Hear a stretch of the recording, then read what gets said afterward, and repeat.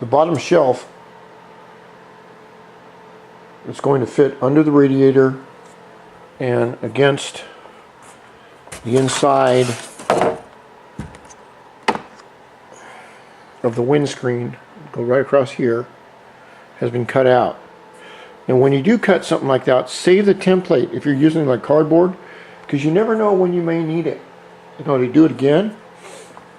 So what I plan to do, let me sit down here, is I'm going to find the center of everything and get this radiator about where I want to make it, where I want it, and then I'm going to make a box. This will be the bottom part here.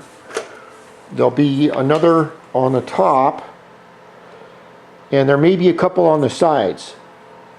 They've all got to make the radiator centered to the windscreen hole, which is right there, and they have to make the edges fit against the curvature of the windscreen.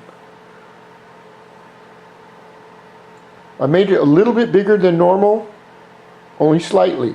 Mainly, it's not bigger, it's deeper. So what I can do is I can pull this out.